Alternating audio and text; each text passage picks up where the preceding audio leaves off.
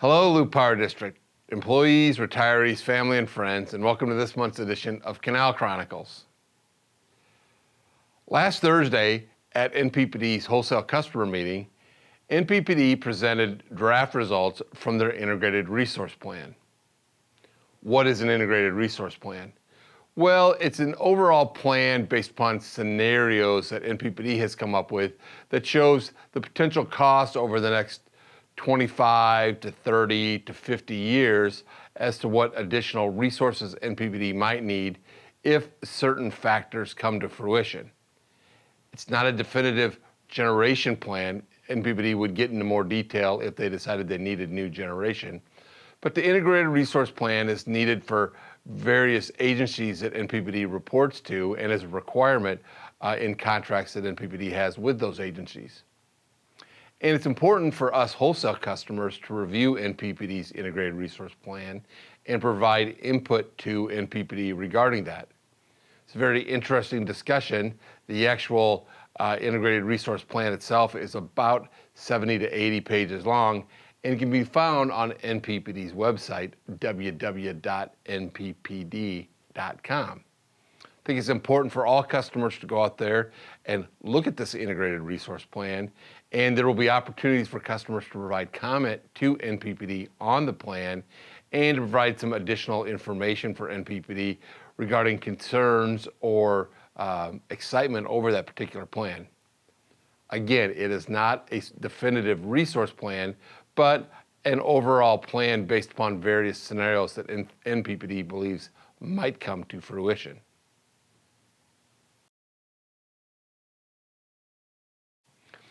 At today's board meeting, the district management and board had a long discussion regarding district water issues. Currently, the district is preparing a non-capacity license amendment to be filed at FERC to discuss issues associated with the low-flow water plan that the district has been discussing with the United States Fish and Wildlife Service and the Nebraska Game and Parks Commission. Hopefully, if the non-capacity license amendment gets filed and approved by FERC, this will put an end to most issues that the district has associated with the license, which was issued by the Federal Energy Regulatory Commission in 2017.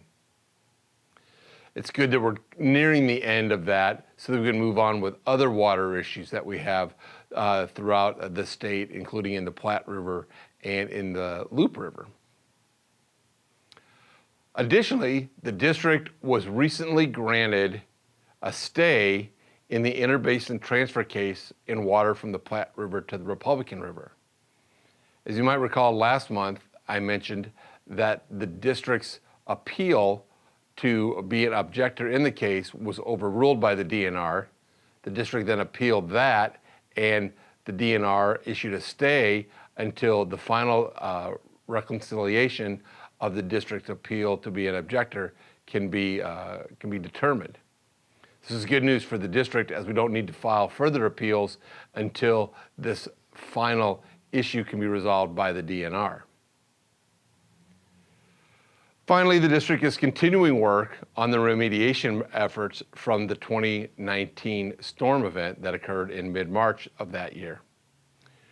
We filed close to final plans with the Federal Energy Regulatory Commission and are waiting to get comments from them and to have a meeting with them to finalize those plans so that we can send them out for bids and then begin construction. Hopefully that will happen sometime in spring of 2023 so that construction can begin and we get it completed either in late 2023 or in early 2024. Additionally, district management provided some updates to the board regarding the hydroelectric generation in 2022. 2022 was a pretty low water year for the district as our hydroelectric generation was 21% below our average since the generating facilities were put into place.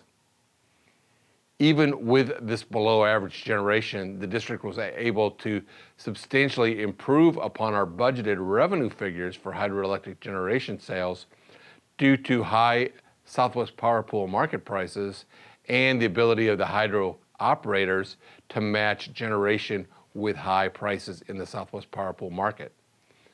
It's a testament to what our hydroelectric operators have done over the past year that we were able to see an increase over our budget for revenue from the hydroelectric facilities.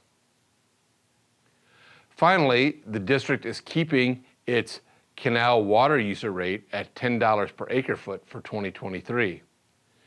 District management and the board had a long discussion regarding this Canal water user rate and what it means for our Canal water users and what it might mean in the future for our upstream water users who take water out of the Loup River and its tributaries and that pay the district for use of that water.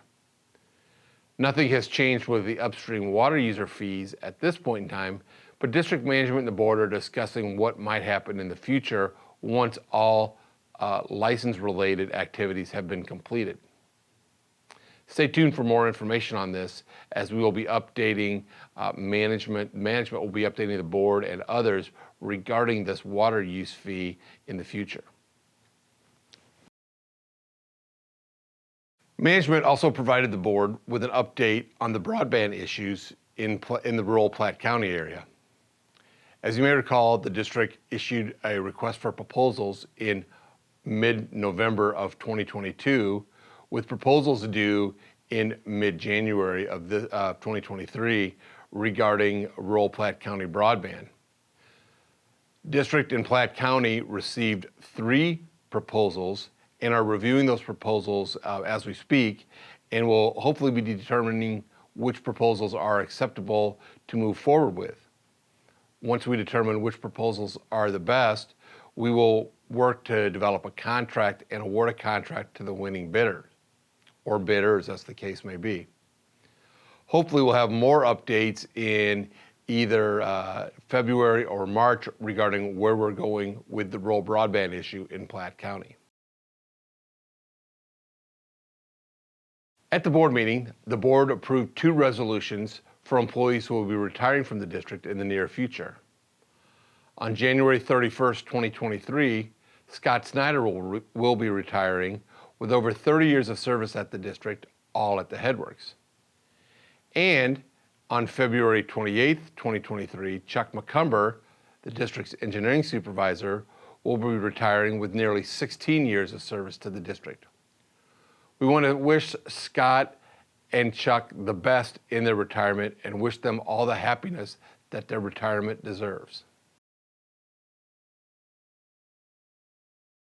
Vice President of Corporate Services, Todd Durnan, presented an update on the legislative session to the board at the board meeting this morning.